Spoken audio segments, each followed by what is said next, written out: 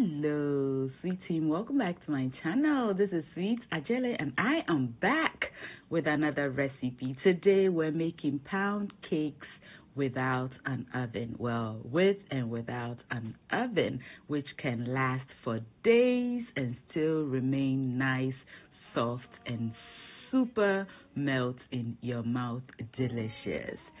All right, y'all. Do you see this? This was about 3 days later, and our cake is still nice and soft like this.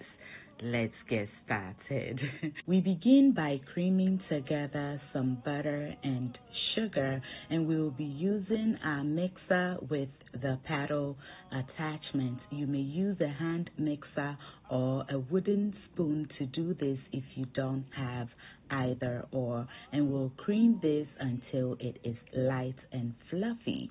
Meanwhile, we'll sift together some all-purpose flour, cornstarch, baking powder, and some salt.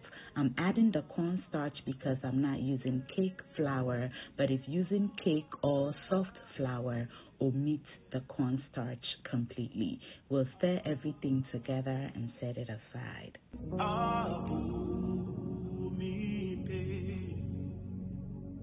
Then we'll break our eggs into a cup. To that, we'll add our evaporated milk, nutmeg, and our homemade vanilla extract. You may use any flavor of your choice.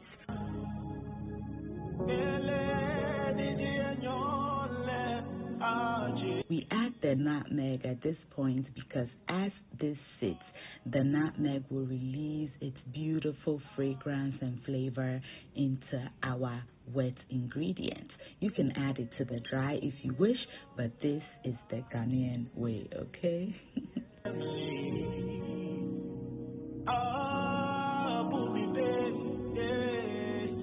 Back to our butter and sugar, and it has creamed beautifully. Just check out how light and fluffy it is.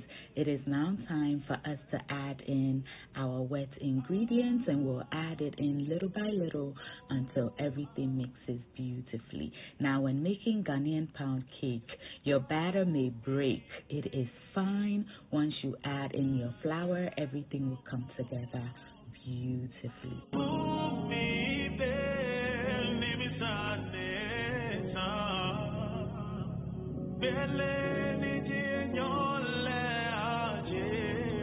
Now, because we're doing this the Ghana way, we're just going to get this off our mixer and finish it off by hand, but you can finish everything with your mixer, okay? And there you have it. I told you it'll break, which it has. It looks separated, but do not worry. As you add in your flour and mix, it'll all come together beautifully. And you want to mix it just until your flour disappears, and then add the rest and do the same using the figure 8.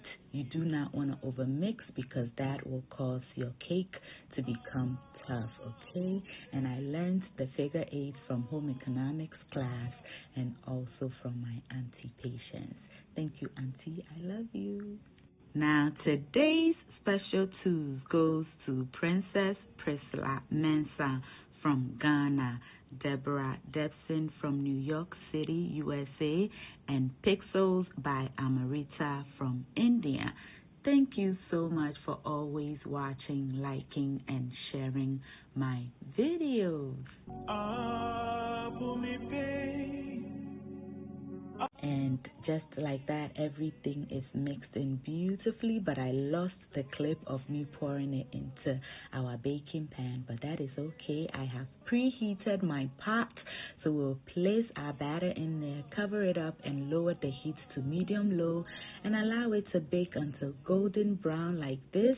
When you press on it and it bounces back, or if a toothpick comes out clean, you know your cake it's ready. Just look at that. And we did it all without an oven. The rest of the batter dough we did put in the oven. So yes, you have a choice this holiday season. My favorite part of this cake is when it first comes out, the outer part of it is so nice and crunchy. That's my favorite. But once it cools and you put it in a bag, it softens up beautifully, and oh my goodness.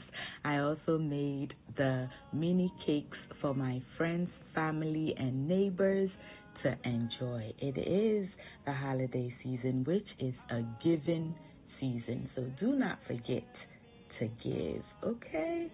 There is so much blessing in giving. Pack it beautifully so that once you get to their doorstep, they know that you put a lot of thought into making these cakes for them. So yes, with or without an oven, we just made our cake for this holiday season. Now let's the